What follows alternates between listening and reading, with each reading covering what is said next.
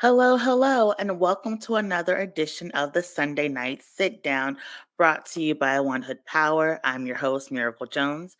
As always, the Sunday Night Sit Down is a moment where we have a relaxed conversation with a candidate running for office, so we get to know them, who they are, why they're running, what is their philosophy, and of course, what brings them joy. And today, we are very excited to have our special guest, Alexandra Hunt, who is running for the U.S. Representatives to represent P District PA3 in Congress. Welcome to the Sunday Night Sit Down, Ms. Hunt. Hello, thank you for having me. Yes, thank you so much for joining us. And you have been a person who has really taken, the Pennsylvania political world by storm by being your authentic self and really not allowing anyone to bully you. And so we're very excited to have you on our platform. Can you just talk about some of the unique qualities that you bring to this congressional race? I think that one of the ways we are changing the way that folks run for office is I'm leading with my lived experiences. I'm leading with a lot of vulnerability, and it's incredibly hard. It really opens you up to a lot of criticism and stigma, and that can be very hard to withstand. But it's a direction that we need to head in because we have young people who are trying to enter the realm of politics, and as voters question, they need to know how a person is going to move and what's going to inform their decision making. And so, what better than to give examples of where you understand exactly the sort of difficulties and struggles that might be prevalent within the district or county or region that you're running for than having lived it yourself. So I've been very forthcoming about some of my uh, messier experiences, such as working as a stripper in college. I had an abortion when I was 18, and I have survived sexual assault. And so I do share that on the campaign trail, and that has kind of taken a lot of establishment politics and politicians by surprise. And thank you for sharing that and being very vulnerable and open with like your past experiences.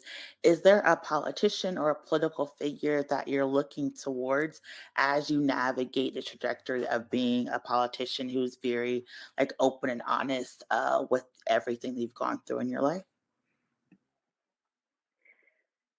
So my inspiration is really brought more from movement leaders rather than specific politicians. And there is one whom I really admired as a child and growing up. And it was because he was so unapologetic, and he really stuck to his values. And he faced an incredible amount of adversity. And actually, that adversity eventually took his life. Stephen Biko fought against the South African apartheid, and he did die while he was in prison, um, with some very sketchy circumstances, which many believe that he was killed while he was in prison. But it was because he was such an effective leader. He was radical. He did have more socialist beliefs, and he really unceasingly fought for his people, and I have a lot of admiration for him. Um, and he's been an inspiration for me for my entire life. As for American politics, I really didn't think I had a place in American politics until I saw Bernie Sanders run for president in 2016, and that was when I started to rethink maybe I'm not too off the spectrum, too far to the left, and I can have a voice here. That's when I started to get more involved in electoral politics, but in movement work, I've always been there. Thank you so much. And you talk about being inspired by Sanders' runs. What motivated you to enter this race for Congress? My decision to run for office came because of the pandemic. And when the pandemic first struck, I immediately flexed my schedule so that I could be out in the community as much as possible. I was working at Fox Chase Cancer Center. And while I also helped accompany our patients who were very frightened and very isolated during this time for their appointments, because we did remove a lot of their social support while they were in the hospital to try to protect them from the virus, and that was very hard. I was also out uh, helping to test patients and then later vaccinate patients. I was getting out menstrual items for school age children who are reliant on our school nurses for menstrual items, but when our school shut down, they didn't necessarily have that at home. And I organized with Camp JTB, which formed on JFK Boulevard. It was an unhoused encampment, and I ran crisis response. And I was also doing food distribution. And the food distribution was the final straw for me. You could tell that when this pandemic occurred and its devastation started to cross the country, that we were not responding adequately as a country, and our government was not putting out the proper resources and relief into communities. And at a food distribution site, I was just looking at how long the line was, and it was incredibly long. It was down the street, and that is not an exaggeration. And that was just one food distribution site on one day, and it was an enormous amount of people in Philadelphia who were food insecure and having to stand in line to make sure that they had enough groceries at home. And I had this thought of they're not coming to help us, and that was when I decided to look into who was sitting in the seat. And I found a politician that was indeed sitting in the seat and complacent with the status quo and not meeting the urgency of the moment. So I decided to run against him. Thank you. And being this is your campaign, your first run for Congress, what has surprised you about like campaigning? What has been some like the you talked earlier about some of the downs with being so open and vulnerable, but what has been some of like the better experiences you've had campaigning so far? The saving grace is 100% the community, and I that is what I hold on to. These little moments of being invited into somebody's living room and then listening to a mother talk about all the trophies on the wall from her son's basketball career and how proud she is, and just like getting to see her swell with pride that she gets to share this with you, and then talk about the education reform platform that we're advocating for and have that sort of dialogue. So it's moments of being out in the community and just meeting people where they are and hearing their needs and talking about how we're striving to meet those needs through uh, winning this election and then once in office. And that is absolutely the saving grace. That's what keeps me going when it gets so hard and there's so much stigma and attack. Thank you. And you talked a little bit earlier about, being out on the front lines during COVID-19. What are some ways that you feel like your experience as a public health worker will prepare you to work in Congress? I think the way politics has been done as usual is that it really comes down as a top down sort of style of leadership where government is dictating what the needs are and how much that they will attribute to which and what areas. Whereas public health comes from a different angle and really partners with communities. And I expect that to be the similar approach that I take in office. I not expect that will be the similar approach in partnering with community groups and community members and building coalitions of people who are directly impacted by the lived experiences or the lack of resources and allowing them to inform and advocate the legislation that they need to see their lives improve, because people know the policies that will change their lives. And that's where partnership needs to come into play of, okay, these are the needs, this is what you need to change, and this is how we make it legislation and law and get those resources to the ground, to your home. Perfect. And you're talking about a need for resources. I mean, you mentioned earlier being open and campaigning and being invited to people's homes. What are some of the issues that you see in your district that people are talking to you about? And what are some of the ways you believe Congress can create interventions and reductions to reduce those issues prevalent in your district? In our district, there is a horde of crises, and it comes from a divestment from of the communities that are in the most need and the most marginalized. So we talk about all sorts of issues out in the field and on the campaign trail. The leading ones are how the climate crisis ties into the current environment and lack of shelter in within our district.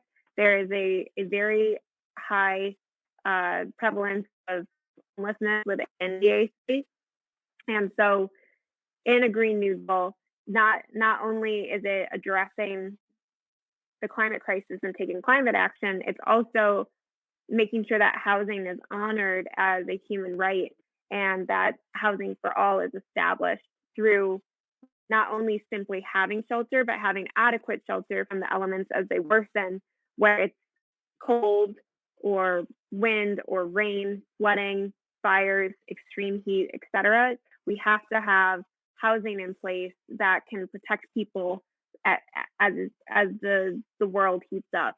And that was something over the summer that was incredibly devastating to learn that people did not have the resources to have adequate air conditioning or to turn on air conditioning. And so we're dying of heat stroke in their own homes.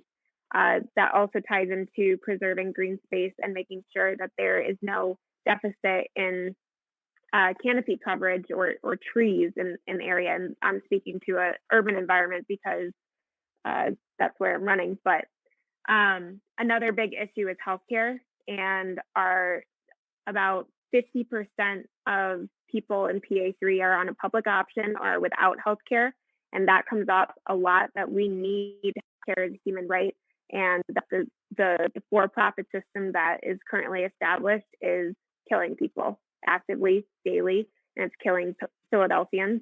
And then another big issue is education reform, and our campaign is fighting to take the funding of public education to the federal level and to implement a fair funding model through federal dollars in order to improve the status of our public schools in Philly. Thank you. And we know that the education lawsuit is still going through, winding through its Pennsylvania court. So education funding is a huge, huge topic here in Pennsylvania. And another conversation we've seen in Pennsylvania is the way that we're running our elections. We know that Act 77, which is the local law, created a whole host of issues, and we're still um, trying to get our election set, so finalizing the last of the local maps. As you're campaigning, and are you running into people who are talking about election integrity? If so, how are you able to alleviate some of those fears? And what do you look for in Congress as a solution to making sure we have free and fair elections? So in this district, PA3 is the most Democratic district in the nation. And I think that with that, it's more of a concern about voting rights and access to fair elections rather than election integrity. I think that's more of a dialogue that's coming in from the right, which is not as prevalent in PA3. However, that being said, uh, a part of our platform is a digital New Deal. And through that, it's talking about the need to combat misinformation that really spreads through our digital sphere and allows for this questioning of election integrity when it's really not an issue. And it's been a rumor, it's been misinformation that has been spread by the GOP that we are mail-in ballots were invalid for whatever reason they accuse, and that there's now this big threat to election integrity, when in reality, restricting access to our elections and access to voting is a threat to democracy, and that is a threat to the integrity of elections. So I have not. I if somebody does talk to me about election integrity, I immediately am able to pin them out as a likely Republican.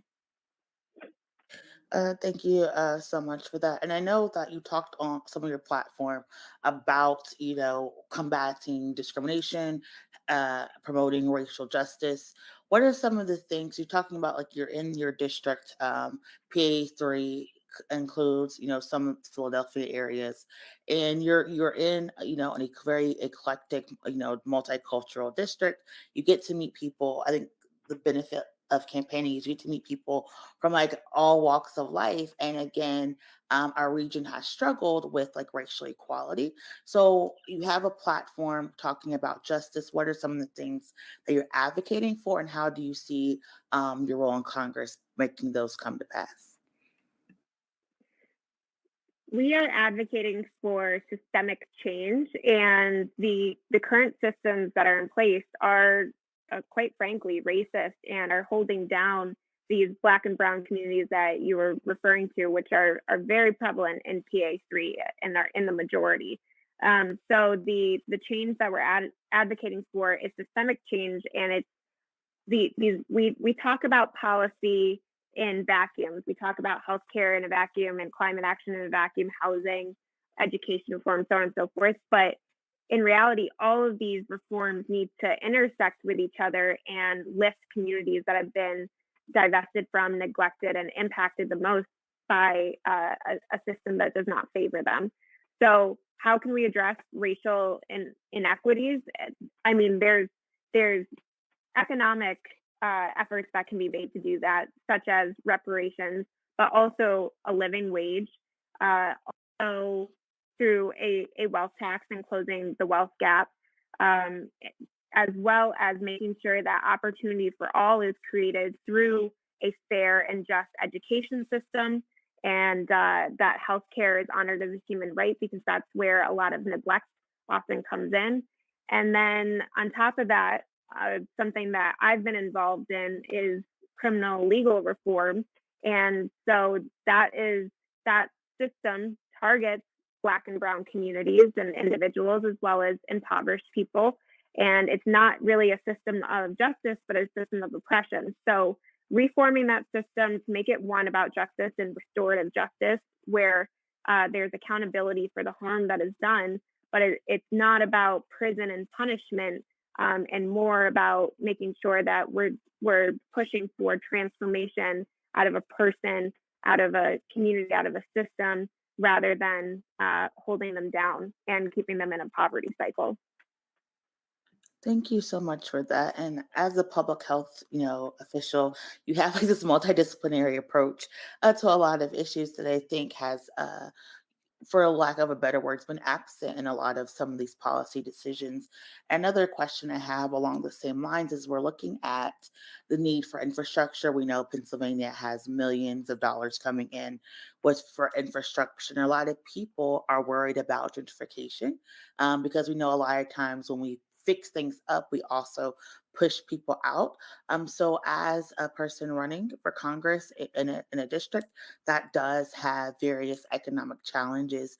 How are you going about advocating for investments in your community without pushing the people who need the services out? So I've been very active, as I mentioned earlier. I've been very active in the community fighting for affordable housing, for public housing, for housing repairs, and for low barrier temporary housing. And what I mean by that is oftentimes when we see folks who are out on the street, and I mean quite literally out on the street, it's it's because the temporary housing has barriers that cannot be overcome. And that might be because they're a drug user, or because of mental health issues, or the lack of social support that is allowed into temporary housing, or maybe their occupation is sex work, which is also not allowed in temporary housing. So removing those barriers so people can get into shelter and be off the street. And gentrification occurs when housing is treated as a commodity and not as a human right. So the institutions that bring investments in the district need to ensure that they are the priority is meeting the needs of the people and not displacing people with those investments, because otherwise it really is just about capital gain and it's not actually serving the district. So it's not worthwhile to bring those sorts of investments into PA3 that has already seen so much displacement from this sort of thinking. And then for an example of that, I'm an avid soccer player, I'm a soccer coach and a soccer fan, and the World Cup coming to the United States is so exciting to me. And Philadelphia currently has a bid in to host the World Cup in our city. But what that does is that will push resources into stadiums and these very expensive hotel spaces rather than public resources or home repairs or public libraries, public transit, and so on and so forth. And so these sorts of investments that would basically be for the wealthy and the ultra wealthy are actively hurting the communities that are in the most need right now. So my point is that this is not the time for the World Cup to be coming to Philadelphia, and we need to be advocating for investments that are going to lift the communities that need them the most. Perfect. Thank you so very much for that. And I think a lot of people don't always have the foresight to talk about the negative aspects of having large scale events and how it doesn't really impact and support the people who need it the most. And you're running, someone say, as a progressive on a progressive platform.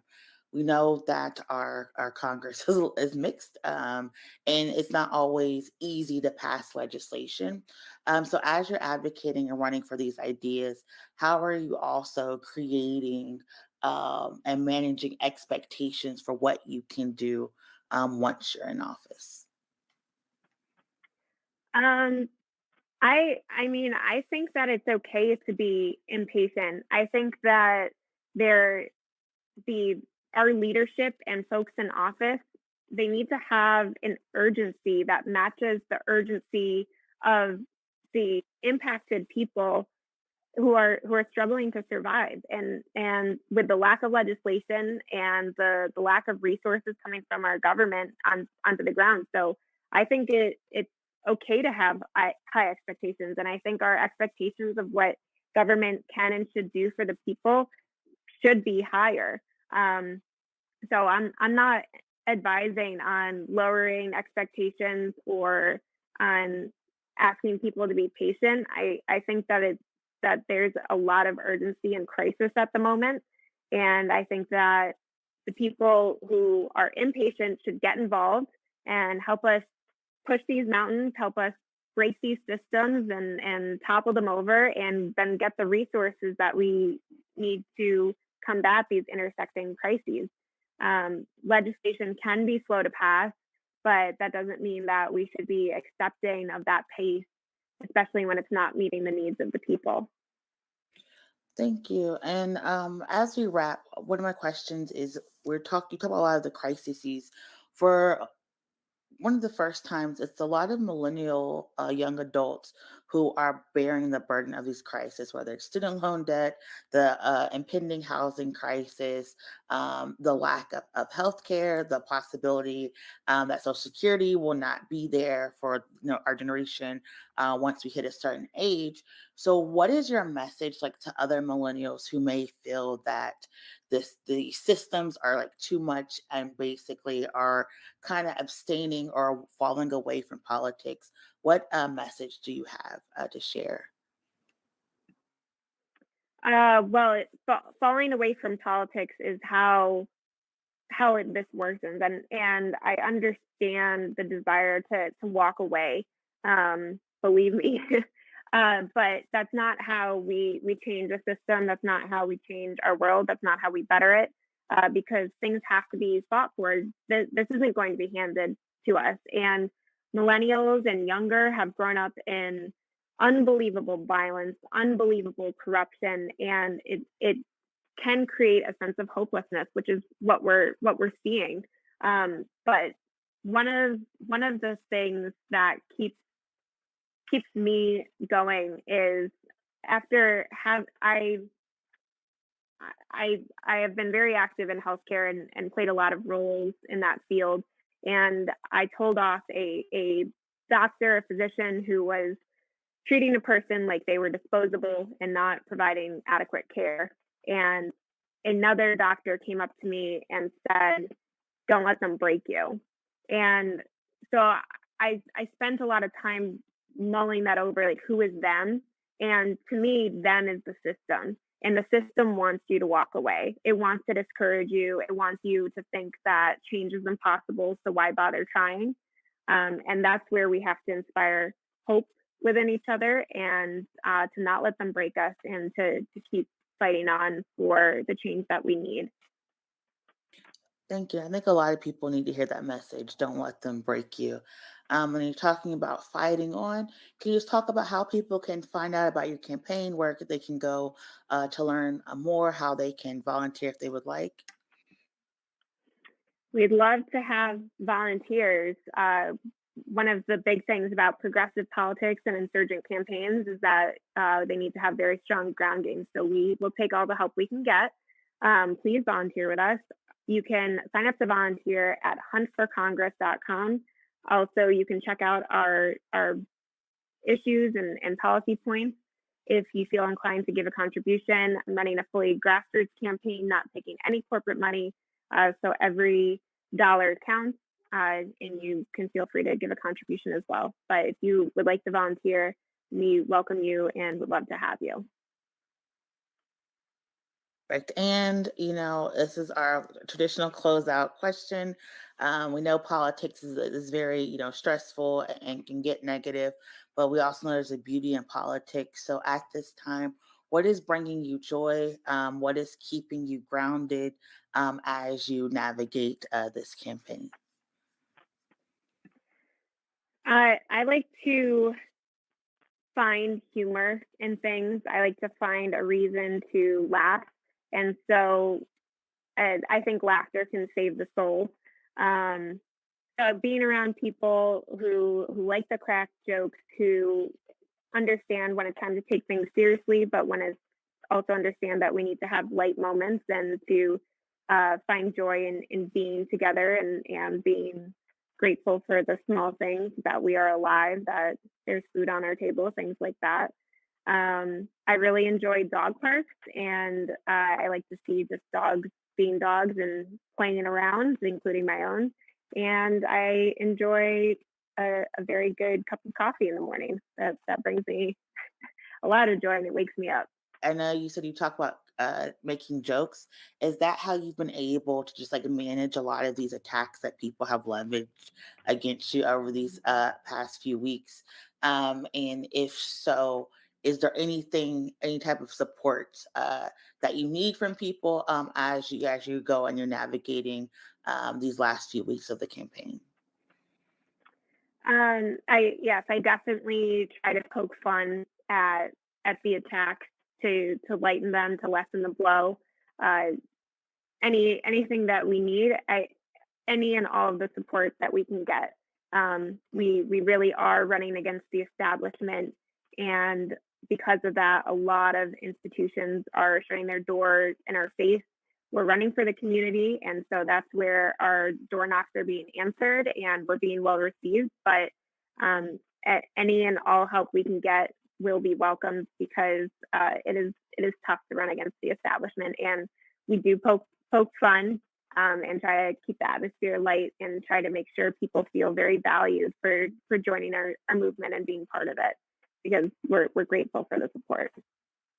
All right. Well, that has been Alexandra Hunt, who is running for Congress to represent PA District 3. And again, we know the election is going to be on May 17th, so make sure you're registered to vote. Thank you so much for joining us, Ms. Hunt, and you have the great rest of your day. Thank you very much. Have a good one. And that has been the Sunday night sit down. Again, these are, our one-on-one conversations with people who are running for office. We know we can't host forums for every single race, and so we do want to introduce you to people who are running, see who they are, why are they running, what's motivating them to jump into the races, what are some of their political philosophies, so you can make an informed decision on May 17th, as well as fill out what is missing from races so you yourself can be inspired to run one day. Again, my name is Miracle Jones. I'm your host for Sunday Night Sit Down.